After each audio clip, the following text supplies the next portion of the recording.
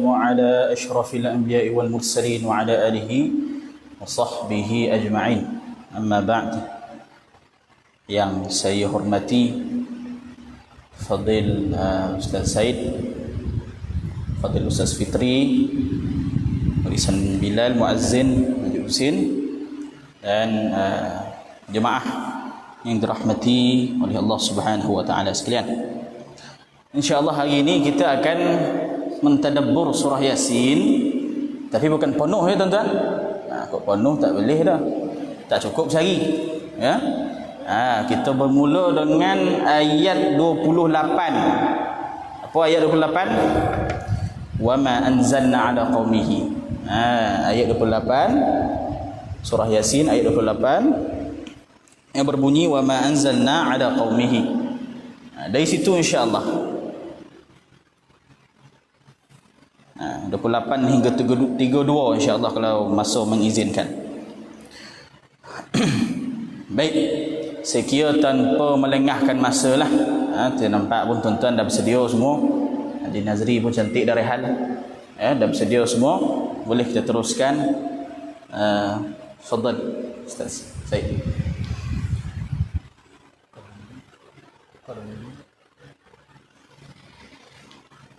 Cuba. أعوذ بالله من الشيطان الرجيم بسم الله الرحمن الرحيم. Aku berlindung kepada Allah daripada syaitan yang terjam, dengan nama Allah yang Maha Pemurah lagi Maha Mengasihani. Wa ma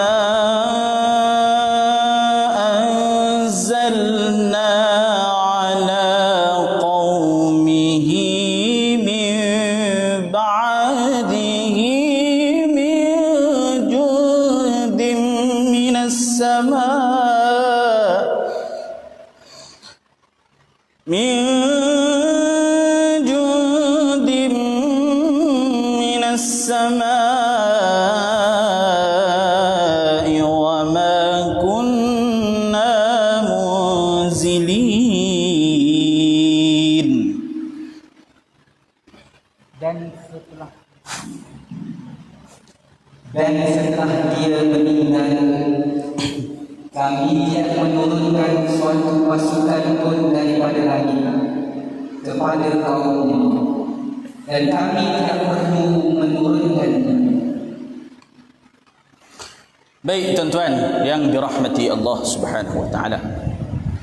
Kita tengok pada ayat yang 28 itu, Allah kata wa ma anzalna ala qaumihi min ba'dihi min jundi minas sama' wa ma kunna munzilin. Ya. Dan setelah dia meninggal, dalam tafsir disebut, dalam tafsir Munir yang dikarang oleh Syekh Wahbah Zuhaili, wa ma anzalna ala qaumihi, dan setelah dia meninggal kami tidak dapat menurunkan satu pasukan pun dari langit kepada kaumnya. Ayat ni tuan-tuan, ayat 28 ni surah Yasin ni, dia mengisahkan tentang ashabul qaryah, penduduk di sebuah kota. Ayat 28 ni cerita dia tentang penduduk di sebuah kota. Apakah kota yang dimaksudkan? Kota yang dimaksudkan adalah kota Antakya. Dalam surah Yasin tak tulis dah tuan-tuan. Memang tak tulis. Di Turki. Dan di sinilah Nabi Isa alaihi salam melakukan dakwahnya kepada umatnya. Dan pada ketika tersebut, ketika Nabi Isa sedang melakukan dakwah kepada umatnya, Nabi Isa ditentang dengan sangat dahsyat. Nabi Isa ditentang dengan sangat dahsyat, sehingga dikatakan lelaki gila dan sebagainya. Kemudian datang seorang lelaki daripada hujung kota Antakya tersebut. Datang seorang lelaki daripada hujung kota Antakya tersebut yang terletak di Turki itu. Nama dia ialah Habib An-Najjar. Habib An-Najjar.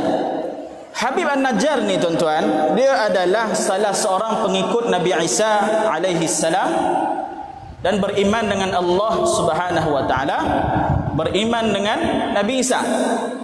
Mana orang mukmin lah, ya.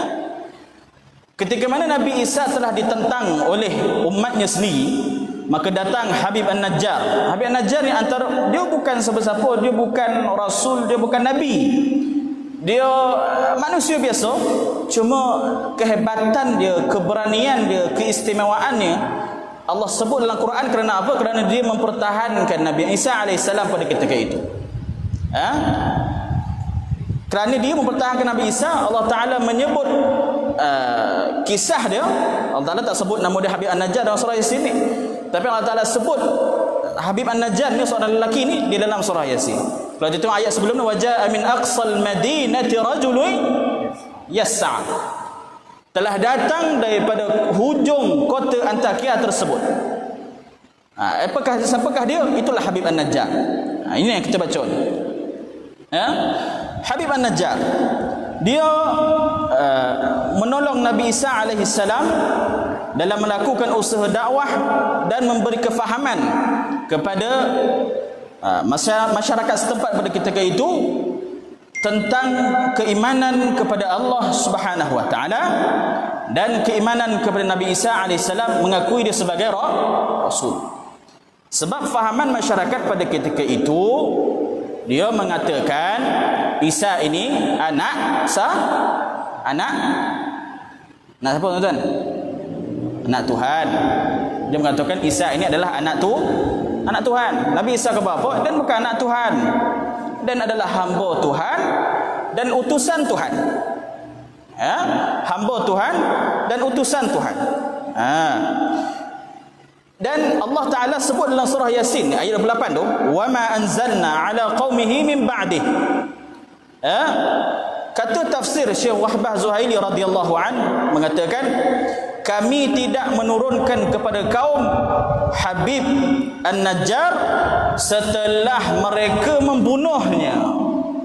Taruk tak taruk orang ketika itu tuan-tuan, Habib An-Najjar ni dibunuh oleh penduduk ketika zaman itu.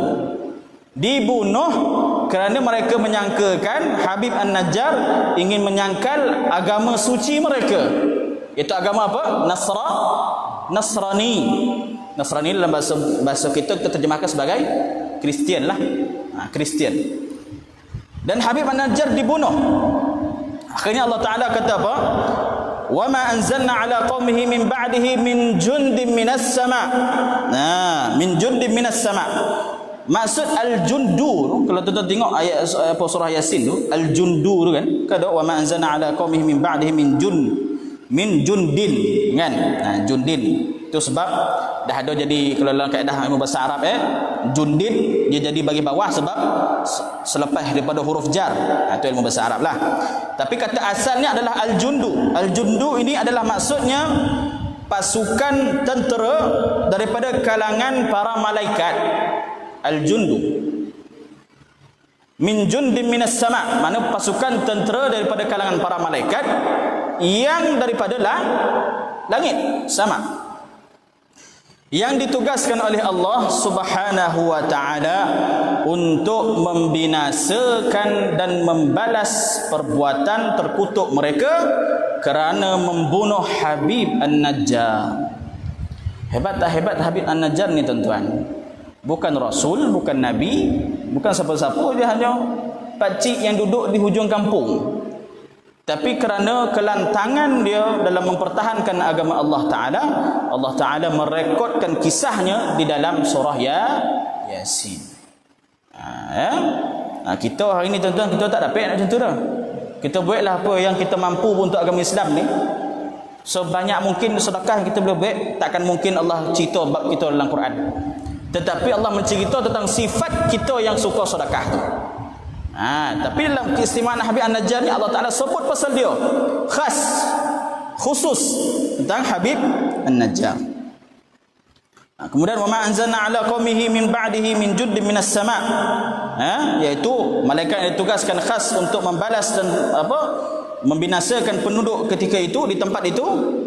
wa ma kunna munzilin. Wa ma kunna munzilin. Dan ini tuan-tuan satu perlian daripada Allah Subhanahu wa taala. Allah taala memerli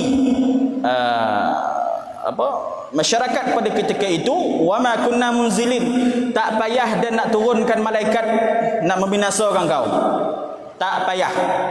Wa ma kunna munzilin, ini kalau kita baca dalam bahasa Arab, di segi balaghah ni dia ada kaedah perlian di situ, Allah memeli, tak payah dan nak binasakan kau ni dengan dan nak menurunkan para malaikat, nak terbalikkan bumi kau, nak himpap kau dengan gunung kau, tak payah. Wa ma kunna munzilin, tak perlu aku turun, tak perlu malaikat diturunkan. Kemudian apa ayat seterusnya? Tu dia tergantung sikit. Kena baca ayat seterusnya. Sila Ustaz. Munzilin.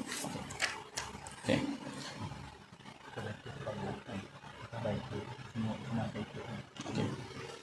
Okey. Okey tuan-tuan, kita baca dulu ayat selepas dia, iaitu ayat 29. A'udzubillahi minasyaitonir rajim. In kanat illa sayhatan wahidatan fa idza hum khamidun. In kanat illa sayhatan wahidatan fa idza hum khamidun. Tidak ada sesaat terhadap mereka melainkan dengan satu teriakan.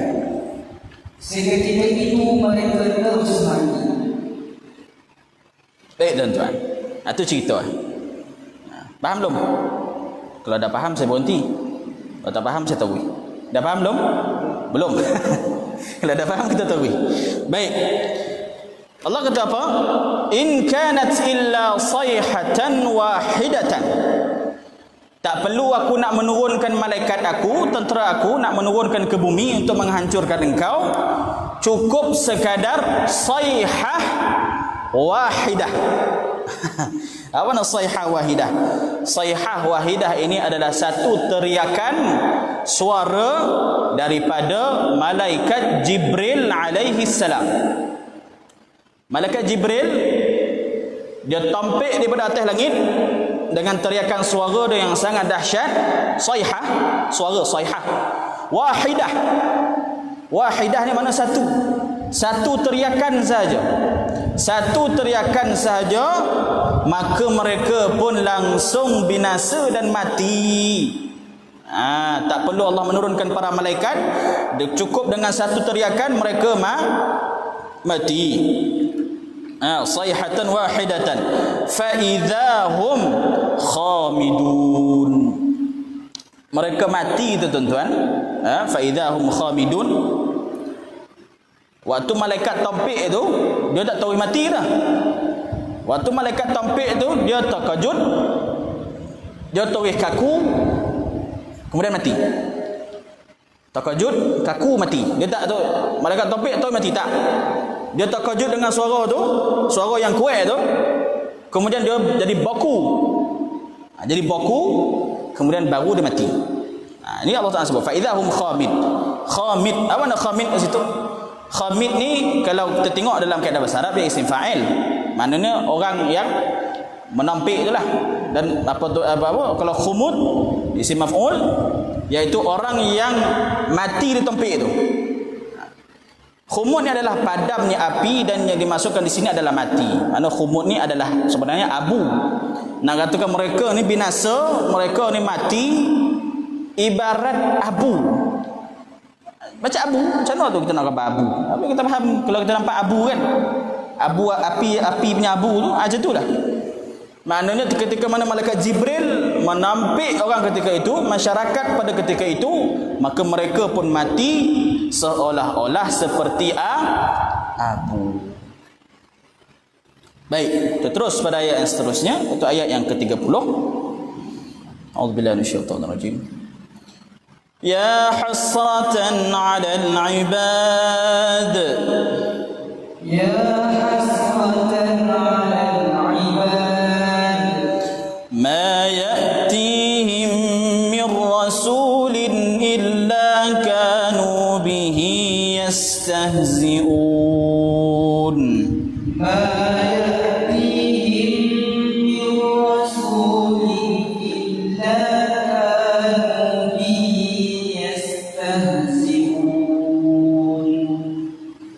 Alangkah besarnya penyesalan hamba-hamba itu setiap kali datang seorang rasul kepada mereka, mereka selalu mempermain-mainkan. Baik. Cerita tentang Allah membinasakan tentang orang yang mendustakan Nabi Isa itu dah selesai. Mana memang dia dah mati lah. Dah selesai dah bab tu. Dan sekarang ya hasratan 'alal ibad ni adalah Allah mengatakan kepada mereka apa? Wahai orang-orang yang mendustakan para rasul, ratapilah dengan pilu dan sesalilah perbuatan kalian, kerana rasul yang menyerukan tauhid, kebenaran dan kebaikan selalu kalian dustakan dan kalian tolak. Mana ya hasrah ni tuan-tuan adalah satu penyesalan, satu ratapan, satu kekecewaan kepada orang yang telah dibinasakan oleh Allah Subhanahu wa taala, iaitu yang mendustakan Nabi Isa alaihi salam. Jadi ya hasratan 'alal ibad, mana ibad tu adalah hamba, ataupun dalam sesuai kita terjemahkan dalam konteks ayat tersebut, ayat ini ibad adalah makna penduduk kota tersebut. Ya hasratan 'alal ibad, wahai orang yang mendustakan Nabi, hari ini kau menyesal apa puas? Hari ini kau akan rasakan azab aku. Hari ini kau akan kecewa selama-lamanya. Ya hasratan 'alal ibad, wahai orang yang kecewa penduduk kota Antakya, kerana kalian mendustakan Nabi Isa, kalian cemuh Nabi Isa, kalian hina Nabi Isa, maka hari ini kau akan kecewa selama-lamanya. Ya hasratan 'alal ibad. Jadi ma ya'tihim min rasulin illa kanu bihi yastahzi'un. Telah diutuskan kepada kalian, mayatihim min rasul, ya, telah aku utuskan kepada kalian rasul, seorang rasul, illa kanu bihi yastahziun. Bukanlah dan utus rasul tu kau ikut, kau beriman, tetapi yastahziun, kau mencela dia, kau mendustai dia, kau menolak dia, kau cemuh dia. Ini yang Allah nak sampaikan. Mana ayat yang ya hasratan 'alal ibad ma ya'tihim min rasulin illa kanu bihi yastahziun adalah satu penyesalan yang tidak ada penghujung, satu kekecewaan yang tidak ada penghujung kepada penduduk kota Antakiyah kerana mereka mendustakan Nabi Isa alaihi salam. Baik. Faham ya tuan-tuan? Nah, itu ayat yang ke-30. Ayat yang ke-31, ayat 31 ni, insya-Allah kita baca dulu. A'udzubillahi minasyaitonir rajim. Alam yarau kam ahlakna qablahum minal quruni annahum ilayhim la yarji'un. Alam yarau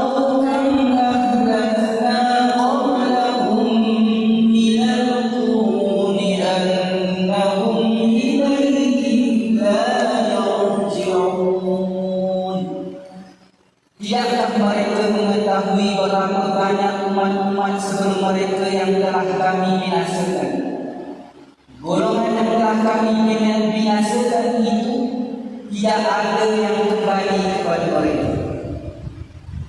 Baik tuan-tuan.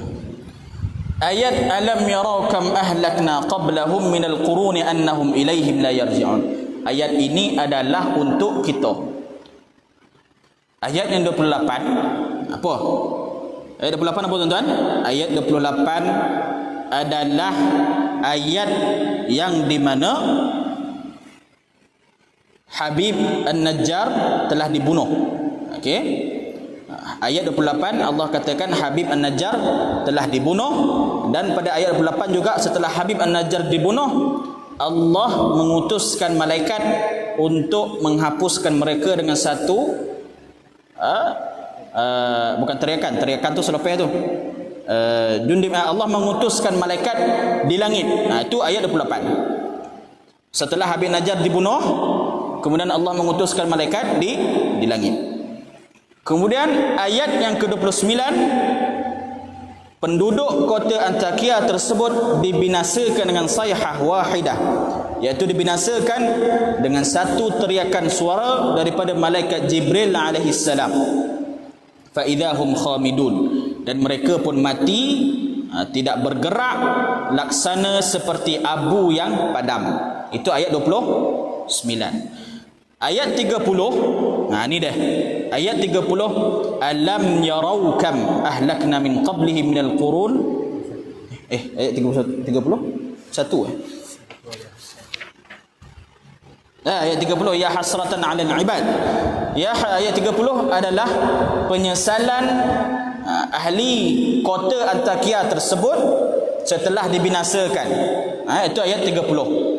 Dan ayat ke-31 adalah ayat yang Allah Ta'ala tujukan kepada kita. Kita tengok kenapa Allah tuju kepada kita. Alam yarau kam ahlakna qablahum minal qurun. Allah kata apa? Adakah tidak engkau lihat? Alam yarau, yara, apa nak yara? Lihat.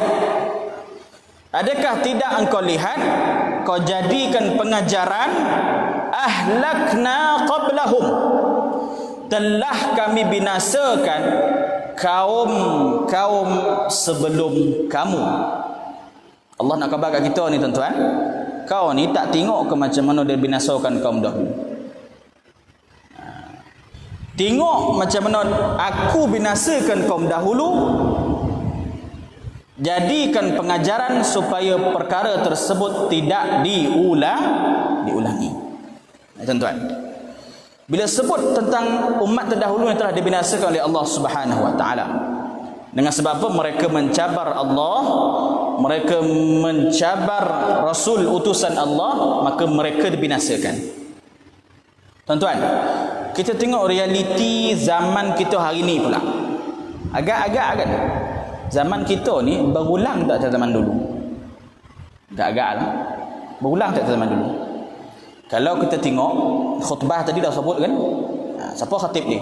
Khutbah tadi dah sebut, hari ini banyaknya fahaman akidah yang menyimpang. Akidah yang menyimpang seperti fahaman batiniyah. Maaf saya sebut supaya tuan-tuan tahu, antaranya fahaman lepat. Pernah dengar kan? Lepat, bukan kuih lepat ya tuan-tuan. Kuih lepat sedap dimakan. Lepat yang membawa akidah batiniyah. Maaf saya sebut Ustaz Wan Hizam, mereka ini adalah membawa fahaman batiniyah yang seolah-olah mereka mengatakan aku adalah dia, dia adalah aku. Pernah dengar tak ceramah dia? Sehingga dia mengatakan aku telah beramal terlalu banyak sehingga aku ini seolah-olah macam dia dan dia macam aku. Na'udzubillah min dzalik.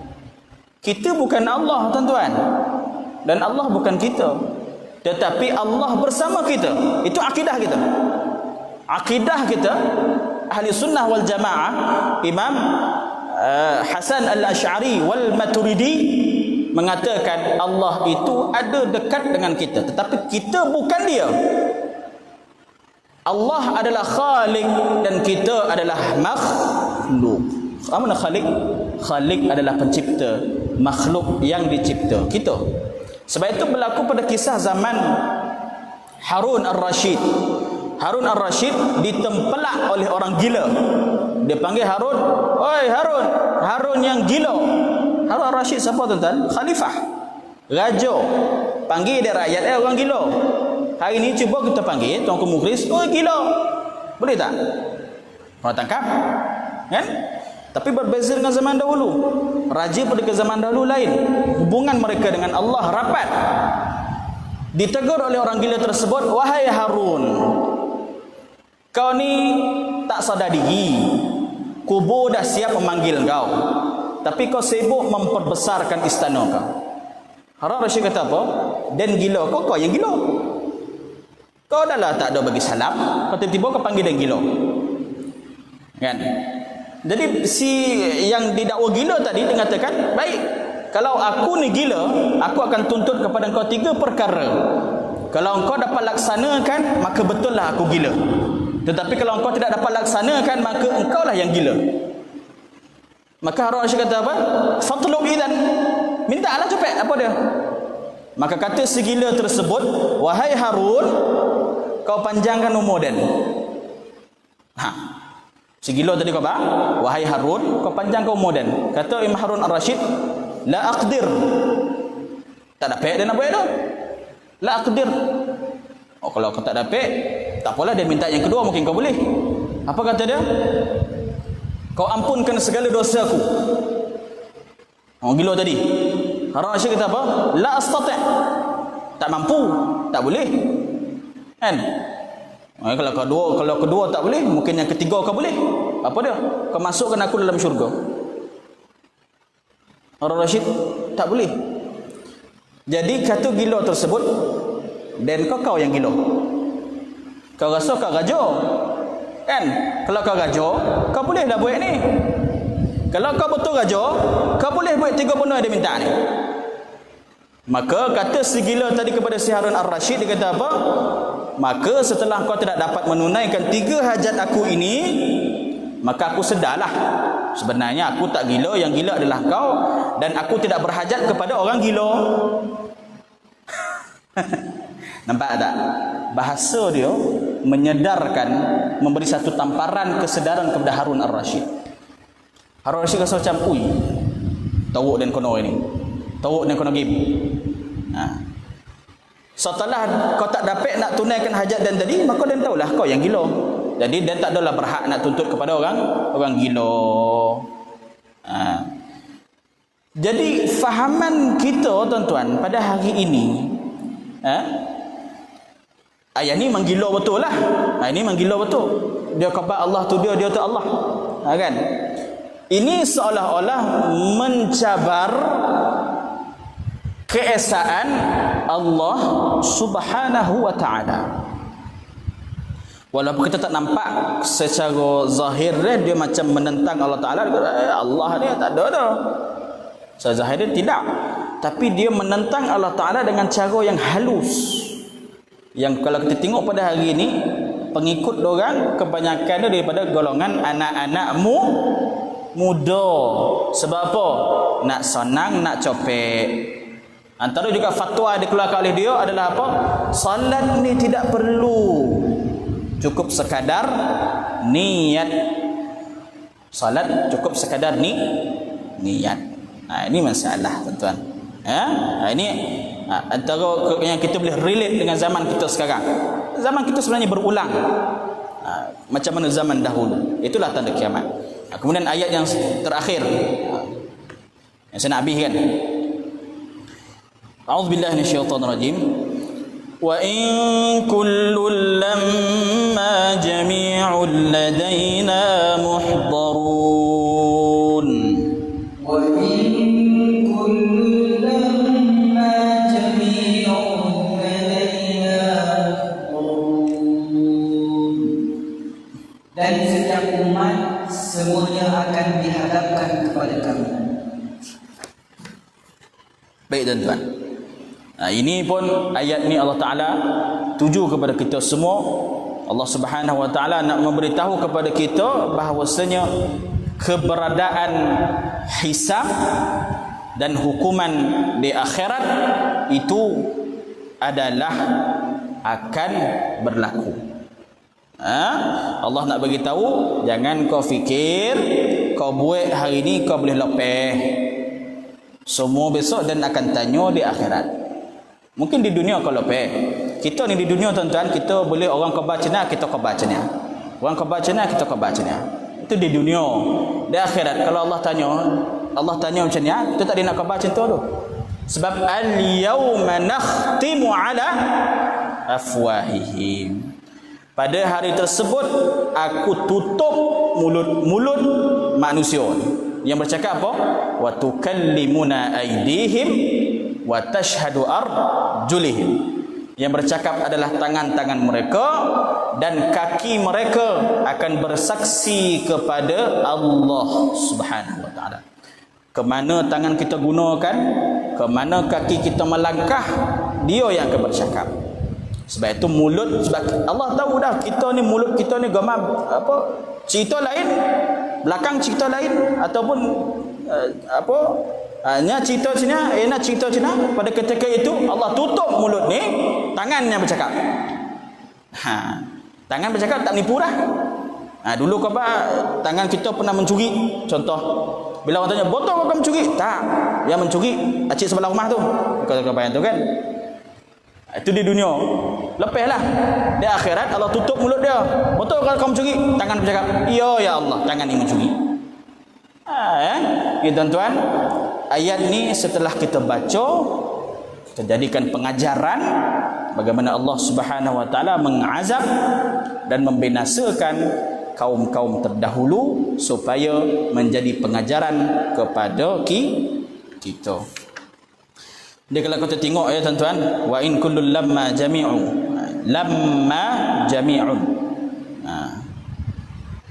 Nak jugalah si masuk qiraat kat sini kan. Sebab apa? Saya rasa tuan-tuan semua dah alim. Dah banyak qiraat belajar. Lamma jami'un adalah qiraat imam kita lah, kita baca kan. Wa in kullul lamma jami'un adalah qiraat yang digunakan oleh Imam Asim. Imam Asim siapa? Imam qiraat kita. Jadi soalan saya tuan-tuan, kalau riwayat Imam Susi, macam mana baca itu? Riwayat Imam Susi macam mana baca? Riwayat Imam Susi baca wa in kullul lama jami'un. Ni dia macam revision sikit lah, supaya tak lupa. Kalau riwayat Susi wa in kullul lama jami'un. Tak ada kena mengono tentang ayat tadi tu sekadar iklannya. Saya fikir cukup sekadar itu. Waktu Isyak pun telah masuk. Moga-moga apa yang telah kita ceritakan tadi, kita bentangkan tadi, kita bincangkan tadi, jadi pengajaran dan panduan buat kita. Wallahu subhanahu wa ta'ala alam. Segala yang kurang mohon dimaafi. Yang kurang itu daripada saya, yang baik itu daripada Allah Subhanahu wa taala. Assalamualaikum warahmatullahi wabarakatuh.